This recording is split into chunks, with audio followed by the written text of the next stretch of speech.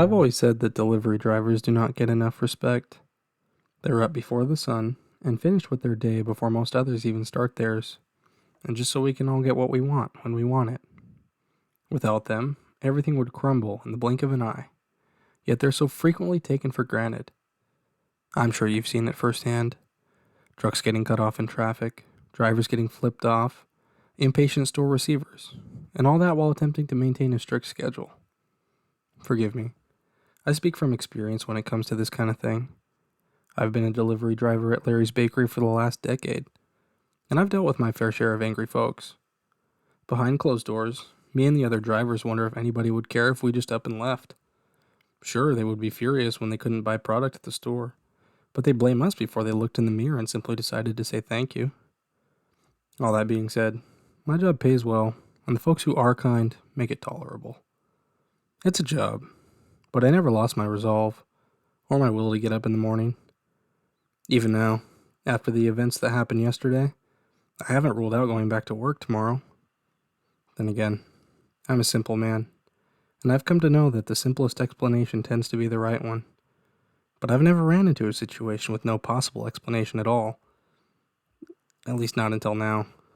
And honestly, I'm not sure what to do with myself. Being a route driver is one of those jobs that's simple, but not easy. I get to the depot at 12 o'clock midnight, clock in, and get to work. All of the route guys begin their day at the same building. While here, we pick our loads for the day from the lines of bread pre-staged in the depot. We load our trucks, and then we head out for the day.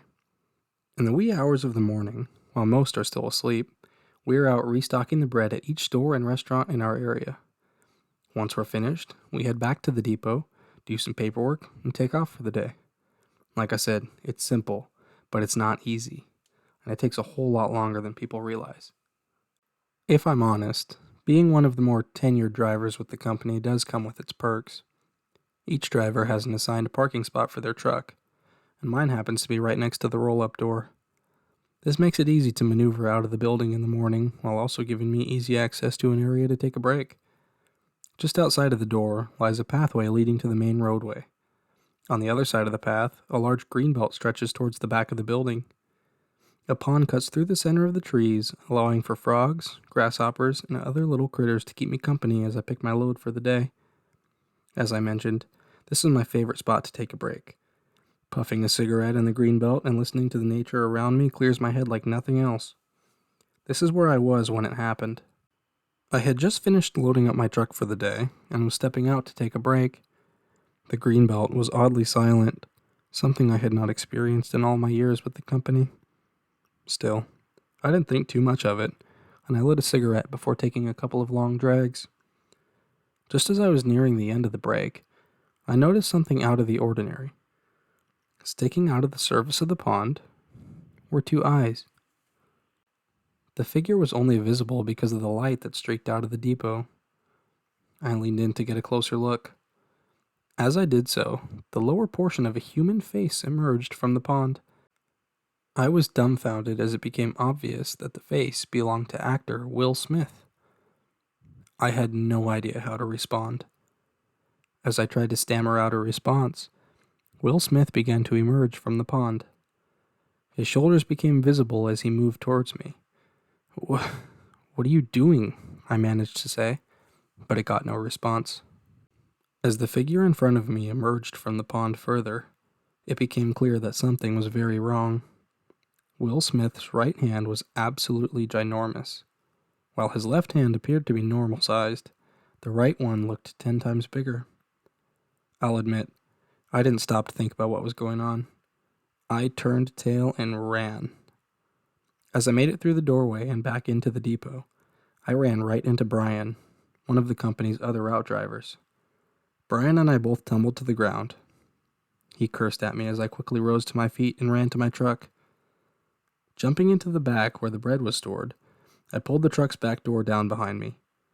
A thin opening remained where the truck door met the floor, allowing me to see out through it if I laid down. As I got down onto my belly, I watched as the figure of Will Smith walked into the doorway of the building. His huge right hand pulsed and throbbed as he observed the interior of the depot. Brian, still in a seated position on the ground, scoffed as he noticed the figure standing in the doorway. Very fun. Brian was cut off as Will Smith bellowed at an impossible volume. Keep my wife's name out your mouth.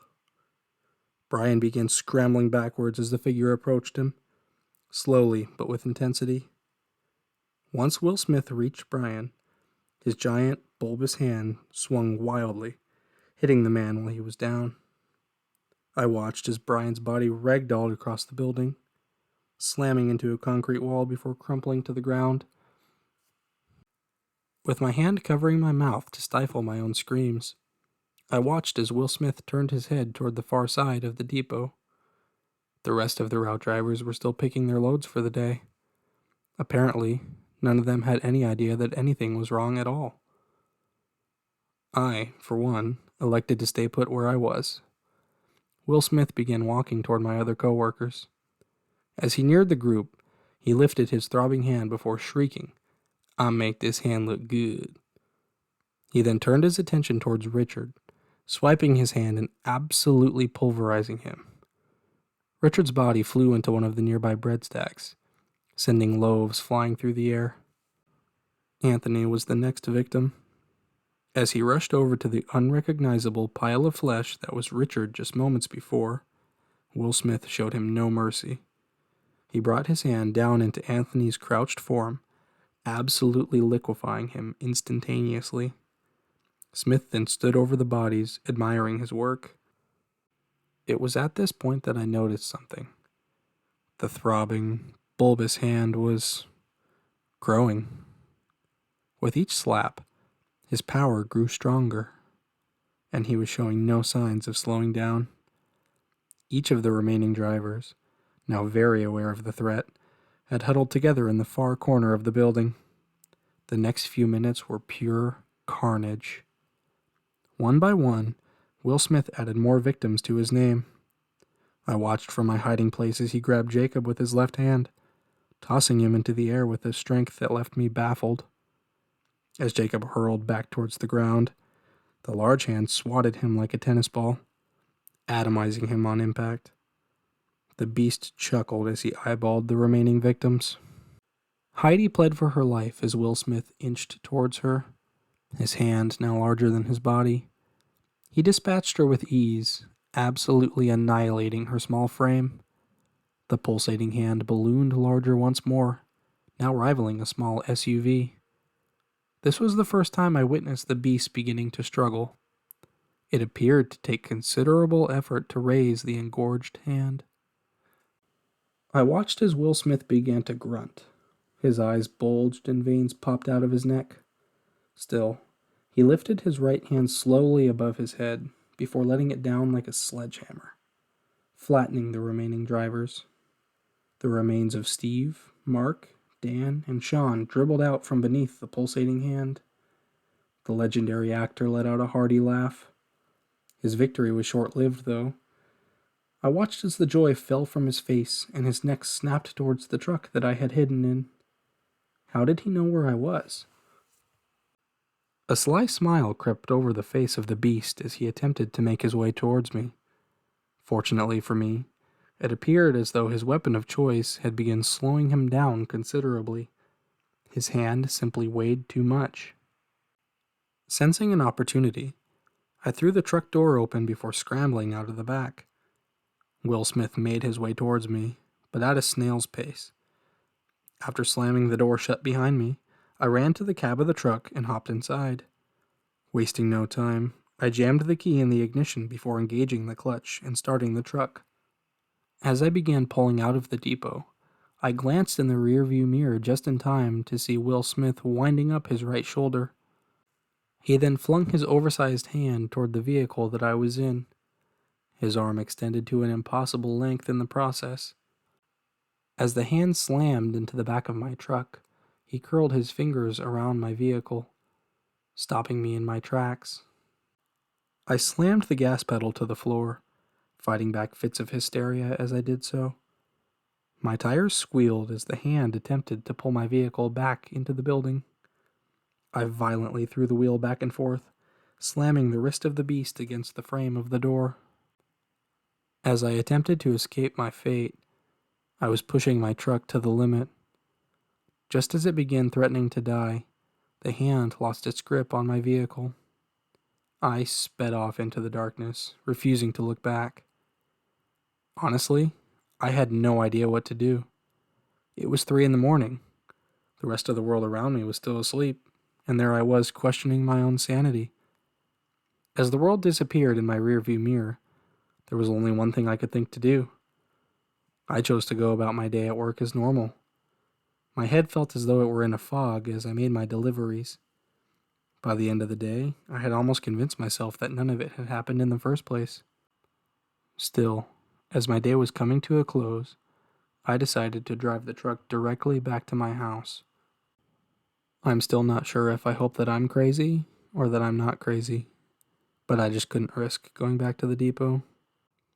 As I sat at home, chain smoking cigarettes and debating with myself about what had happened, I got a knock at my door. As you can imagine, I was in no mood to answer it, so I didn't. The knocks persisted intensely for several minutes before trailing off and ultimately disappearing. After several minutes, I peeked out my window to see if the person had actually gone. When I did so, I saw something that I couldn't quite make out sitting on my front porch. I hurried over to my front door before throwing it open and peering outside. What I saw shocked me. At my feet was one SUV-sized piece of neon green poster board paper. On the paper was a single handprint that covered the entire length of the page. I slammed the door behind me, securing the lock and sliding down to the floor. I sat there in a heap, unsure of what my next move would be. To be honest, I haven't moved from this spot. I don't want to risk it seeing me through the window. I sit here now with my back against my front door, recording this, hoping that someone will have an idea about what to do.